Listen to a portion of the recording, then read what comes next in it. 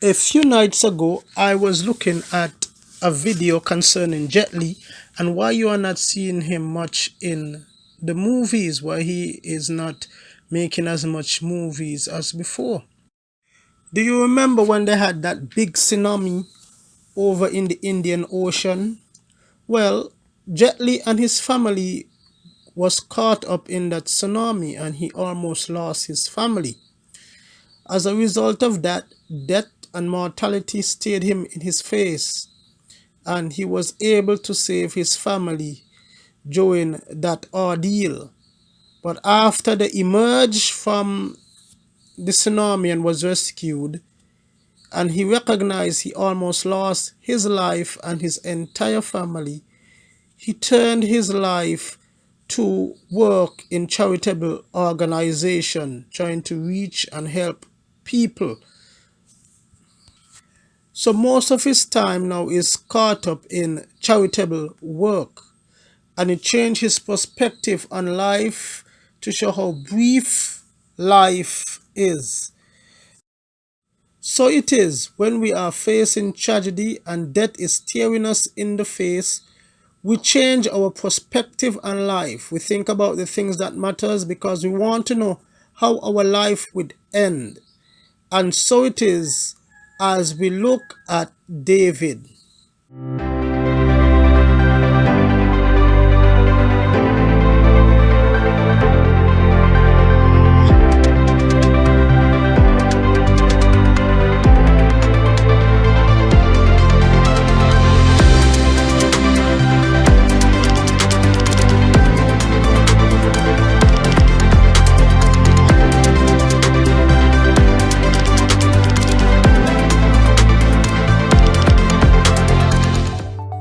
Good morning, saints, and welcome to the Dixon's Devotion with Pastor Dixon. Today we will be looking at Psalm chapter 39. Psalm chapter 39. Psalm chapter 39 is a continuation of Psalm chapter 38. We look at David in Psalm chapter 38 as we look at the art of repentance. Now in Psalm chapter 39, David is continuing that theme but with a different twist.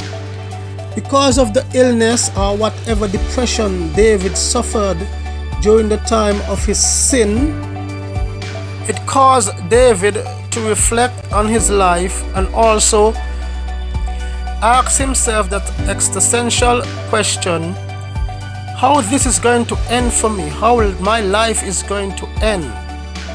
David started to think about his mortality and the transience of life, and as a result it changed his whole mood, perspective on life.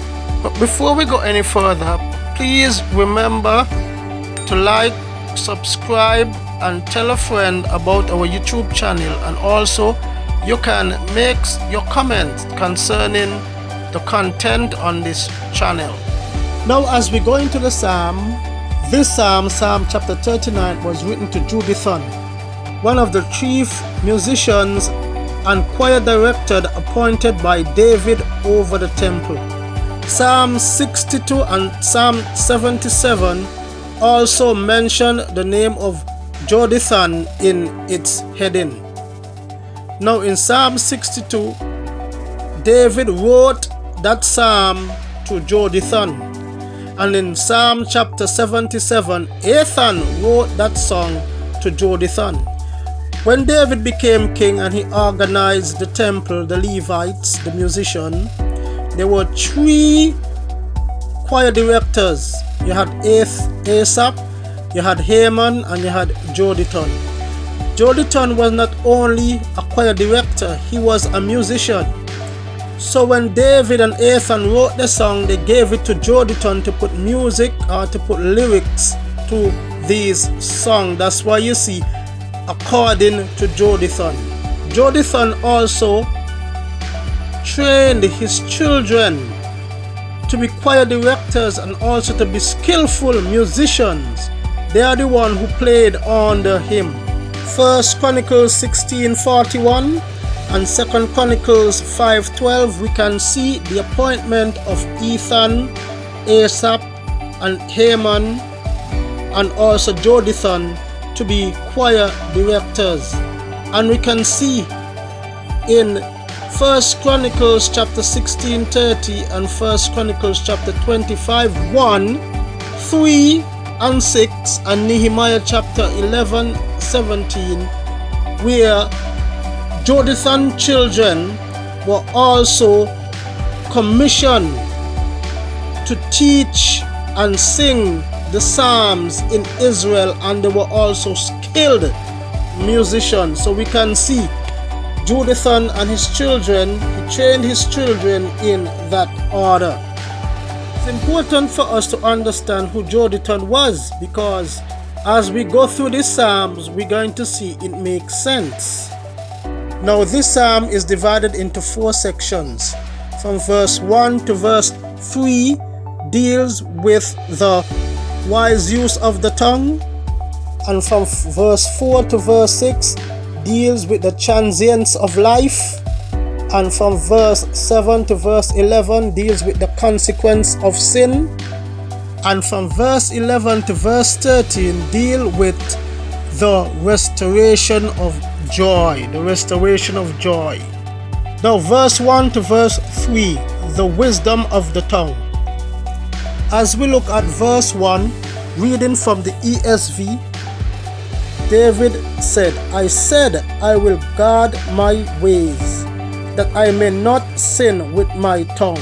Now, when David talk about guarding his ways, David's talking about his way of life, his course of life, especially his walk with God. He will guard that walk. He will protect that walk, that I may not sin with my tongue. And why the tongue? I will guard my mouth with a muzzle, so long as the wicked are in my presence.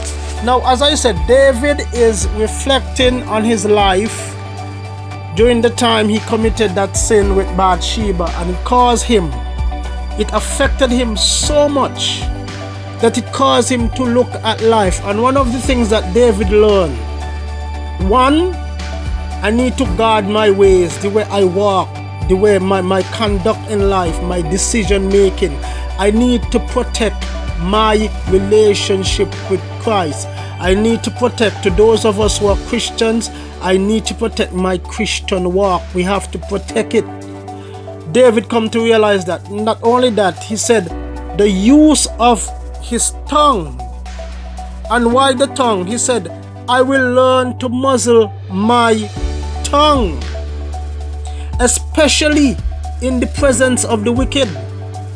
David saying, look, when I look at the wicked, like in previous Psalms chapter 38, fret not about the wicked. When you look at the wicked and how they operate, he said, when I'm in the presence of the wicked, Lord, give me wisdom to guard my tongue. Sometimes we look at them, we envy them, and sometimes even when we're going through our struggle, when we are in the presence of the wicked, watch your tongue, be silent, because sometimes we think we talk and we talk out everything, even in front of the wicked. When we do that, we only bring in more shame to us, but also shame to Christ. He said, I will guard my tongue, he said, I'll put a muzzle over it in the presence of the wicked. Do not talk all your information or say your information in the presence of the wicked. It will not do you no good, and your testimony no good. Sometimes we think like to bloat it out. We think we're getting ourselves free. David said, I will muzzle it. It's a strong term, like take a muzzle of a horse. I'm a muzzle and you put it in a horse mouth. I will muzzle my tongue. That's the wisdom of the using the tongue. I was mute and silent. This is what he's saying. I held my peace to no avail, and my distress grew worse. He said, even in the presence of the wicked, I will mute my tongue. I was mute. But also, David is saying, when I look at the wicked and how they're prospering, in the present, I want to say something. I want to talk. But he said, I muzzle my tongue, I hold it back. Let me tell you something, it takes a lot of discipline to hold back your tongue, and I have to learn that too. When I am in the previous psalm, you say all of us have problems, we make mistakes, and this is one of the things that I have to watch sometimes. And all of us, that little tongue in our mouth sometimes is best to muzzle it. David said it takes strength to muzzle your tongue. You want to talk, you want to bloat it out. He said, I was mute in their presence. I kept silent. I held my peace. He said, David almost said to him, no avail, because when he look at what the wicked is doing, he want to pounce on them because they're going to tease. They were teasing David, you know. David, you're the king, and look at what you did. David said, I hold my peace. I stay quiet. I mute, but it was almost to no avail because they talk more. But David know if he lash out, he gonna give them more to talk. So the best thing to do is to keep quiet. Muzzle his tongue in spite he feel like he want to talk. And he said, and my distress grow worse. The more he keep silent, the more they pounce on him, the more they tease him. But he just kept silent anyway. My heart become hot within me. As I muse, the fire burned. That I spoke with my tongue. He said, you know, as he kept silent, it's like a fire within him. As he think, the word muse means to think. Muse, to think. That's where we get the word amusement in the Greek. The word muse in the Greek means to think. That's why the word amusement, when we put a in front of muse, it nullified. Amusement means without thinking. But David said, when he mused, when he was thinking, while he hold his tongue and he did more thinking, he said fire became hot in him. He wanted to blot it out. But then he spoke with his tongue. But look at who he spoke to. Not to the wicked. Not in the presence of the wicked. He said, O Lord, make me to know my end, and what is the measure of my days. Let me know how fleeting I am. Instead of speaking to the wicked or blout out, let everybody hear what you got to say, David spoke with his tongue, but instead of speaking to them, he spoke to God. Go somewhere where you could talk to God with your tongues, not just in your mind. David said, while I was thinking, he spoke to God. Then he said, no, I got to let it out. Find a quiet place where people don't think you're crazy, and speak out verbally. Let it out to God. You do more good than when you just bloat out your things. That even the unsafe person will hear you. It's not going to help. It's going to hurt more. So David decided, yes, sometimes to hold in things, it's like a fire. You can't hold it. So go somewhere and speak it out loud to God. You do more good that way. So this is the wise use of the tongue. Now, here David talk about when he brought it out to God. This is what he's saying. Now, it brings to the next section now, as we look at the transient of life. Now, when David was going through all these things, when the wicked was attacking him, and you see how the wicked prospered and in the way, the evil way, David wanted to talk, and David recognized, you know what? Sometimes it's better to hold your tongue than to say something that you're going to end up regret, especially in front of people. A lot of time we feel like we want to tell people what we got to say, give them a tongue lashing, and it do more damage. And this is one of the things even I have to learn, and a lot of people, all of us have to learn that the tongue is very powerful. And I'll let next time about the tongue. But David here now, he's saying when he spoke to God. Now we're going to look at what he spoke about, the transient of life. This is the second point. Oh Lord, make me to know my end, and what is the measure of my days.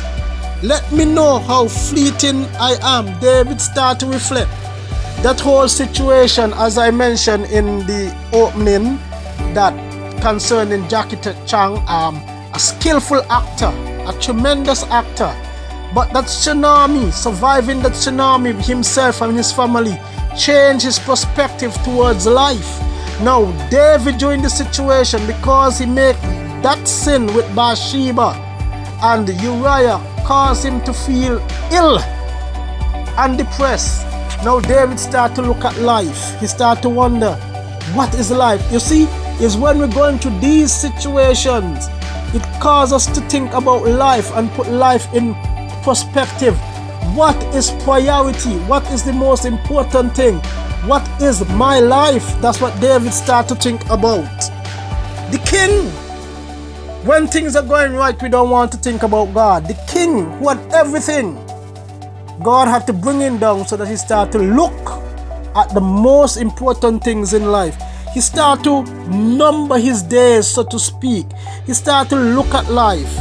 He said, let me know how fleeting I am. In other words, David is saying, God, let me know how fleeting I am. I am nothing. Behold, you have made my days a few handbreadth. David said, God, you have made my days a few handbreadth. Now, when we think of a handbreadth, what is a handbreadth? A handbreadth in biblical times or in the Old Testament times was one of the smallest measurement. A handbreadth was 4 fingers. That's what you call a handbreadth. 4 fingers. And David recognized that his life was like a handbreadth.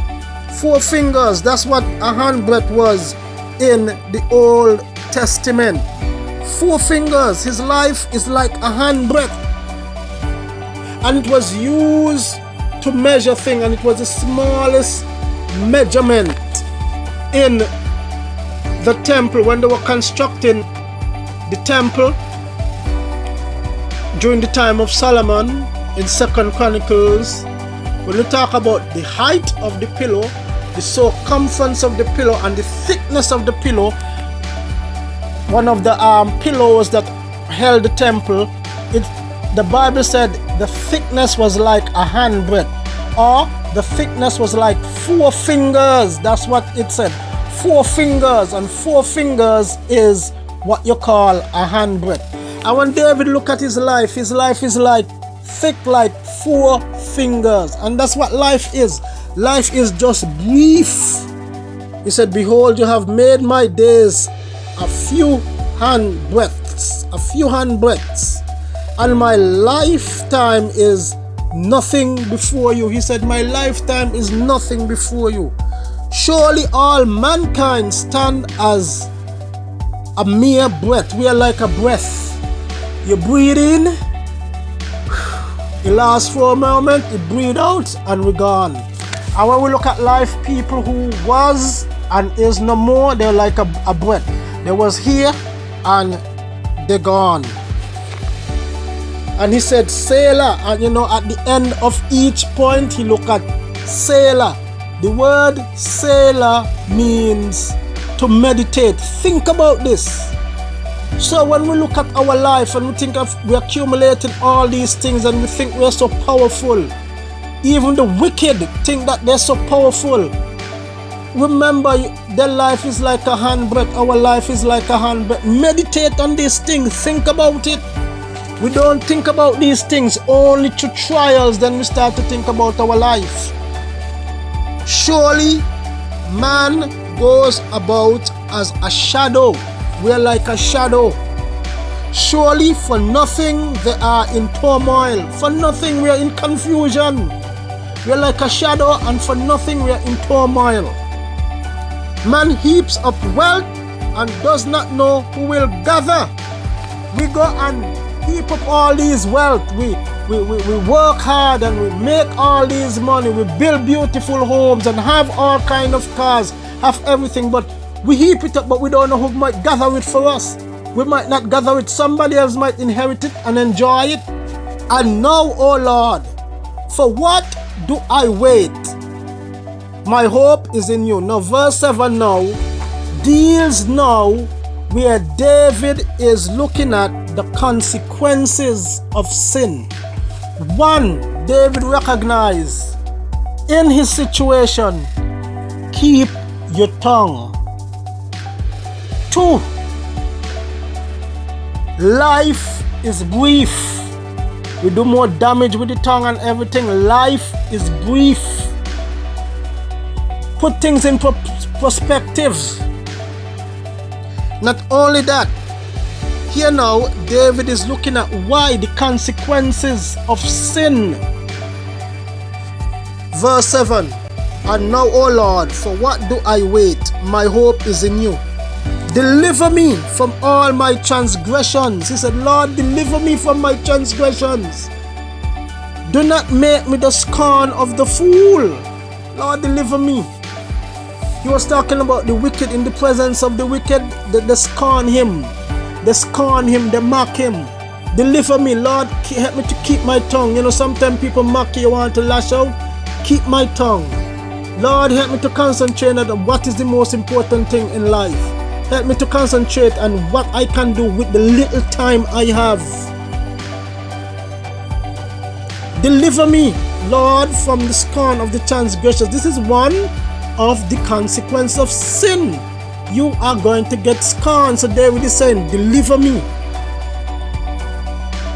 I am mute, David is saying. I do not open my mouth. David opened his mouth to God, but not in the presence of people, not in the presence of wicked. I am mute. David said, you know what? Let me hold my peace. For it is you who have done it. David is saying, it's not the wicked who is mocking me, it's the consequences of my sin. And because of the consequences of my sin, this is what I have to suffer. The ridicule of society. That's why it is almost very important for us to think before we act. When we are under pressure, we just bloat out things and we just act, and when we act, think before we act. So David said, God is not so much the wicked, you know, is you have done this. This is the consequences I am suffering for my sin. So be quiet. Let them talk. Be quiet. He said, for I have done it. It's not so much them, it's me. My consequences cause this. Remove your stroke from me. God is saying, Lord. David is saying, Lord, remove that stroke from me. Remove that consequence, the thing that I have done and I'm suffering right now. Remove it from me. I am spent by the hostility of your hand. He said, David is saying, Lord, the hostility of your hand. I am spent. Lord, the consequences is too great. Lord, you're dealing with me hard. And that's what sin does. Sin is a hard task master.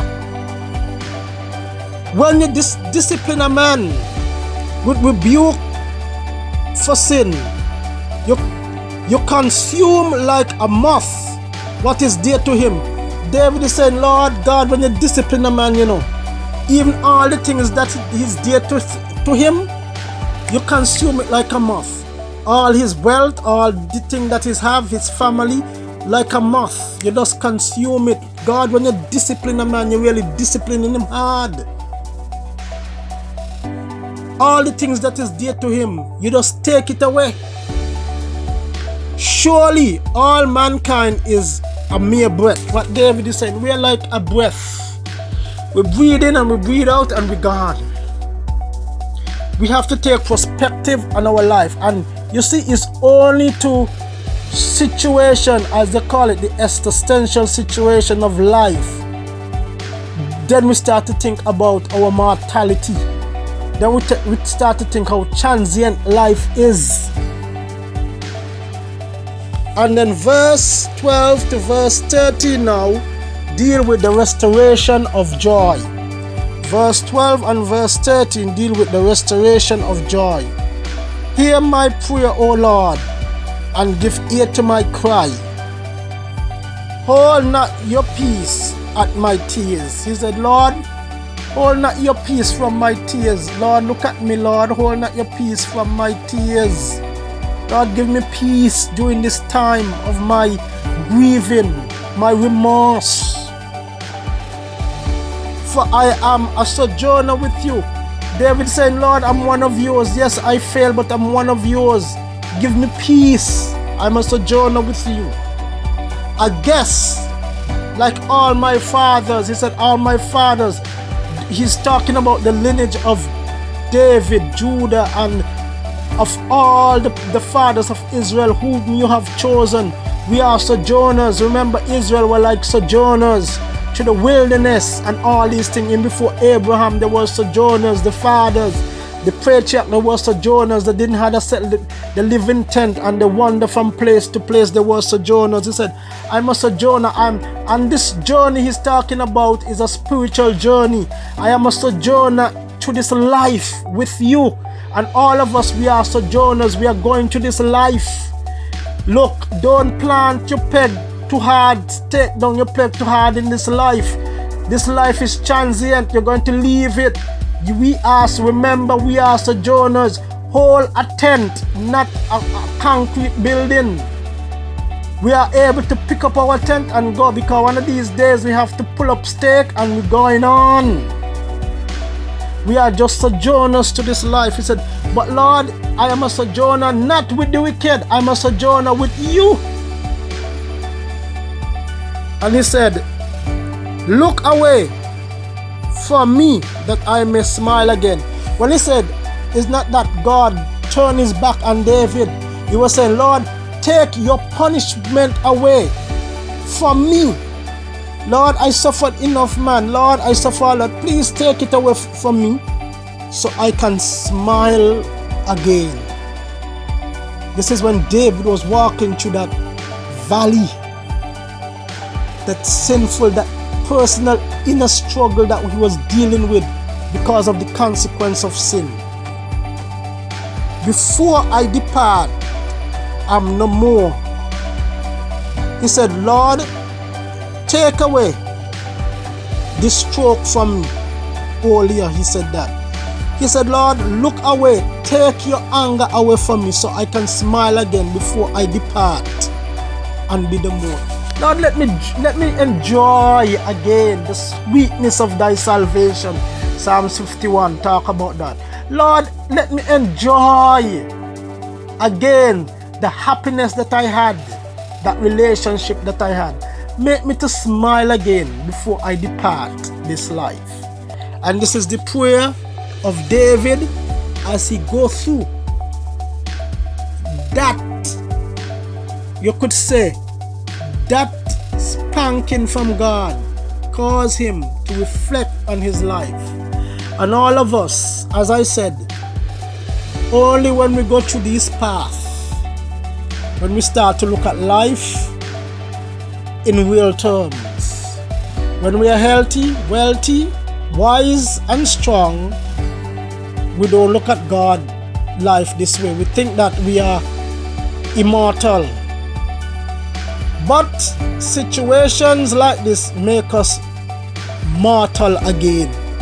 It makes us look that we are just a handbreadth, and the only way is to look at life, through God, recognizing that all that we have is His, not by power, not by might, but by my spirit, said the Lord. We are only here because of the strength and the grace of God. And it will cause us to look at life in this way and say, Lord, what can I do? How can I put my life in perspective and do the things that count in this limited time that I have? But also remember, muzzle our tongue. We need that. Dixon, muzzle your tongue. I'm not doing this devotion just for anybody. It is said, when a preacher preach, the first person that message goes to is the preacher before he can preach it to others. So all of us have to learn to muzzle our tongue. One, when we are going through difficulties and people dream, muzzle our tongue. We want to lash out, sometimes we say things that we end up regret. Think first before we talk. If you feel like you got to bloat it out, go somewhere and bloat out what you got to say between you and God. Go in some bush, go in some cane field, go somewhere and talk to God. Talk it out, let that fire come out. But be wise, be careful what you say in front of the wicked. it would not help. 2, 3, we remember the transition. Life is just brief. Start to think about life. David said, teach me to number my days. Not David, I think it was Asaph or David, one of them. Number your days. In other words, make every moment count. Now back to the big question. Why this psalm was written to Jotham? David learned that through his struggle and his trials, and recognizing how fleeting and transient life is, David learned to accept it and give God praise. Only a true believer will learn to accept the fleetingness of life, because they know that their trust is in God and God is with them. Now the reason why I said that, back to the point, it is written to Jotham, because Jotham means a choir of high praise. That's the word. Jotham means choir of high praise. That's what his name means. Therefore, David said this psalm is a psalm of high praise. In spite of everything, David come to realize he can give God praise through his trials and difficulty, because he know at the end of the day his life is in the hand of God, and God is going to get the praise, the honor and glory from his life in spite of. 3, deliverance and happiness through your struggle come from God, and only God can make you smile again. So put your trust in him. Walk with him in this journey. Be a sojourner with God, and then your smile will come back again. Saints, have a wonderful day, and may the Lord blessings be with you.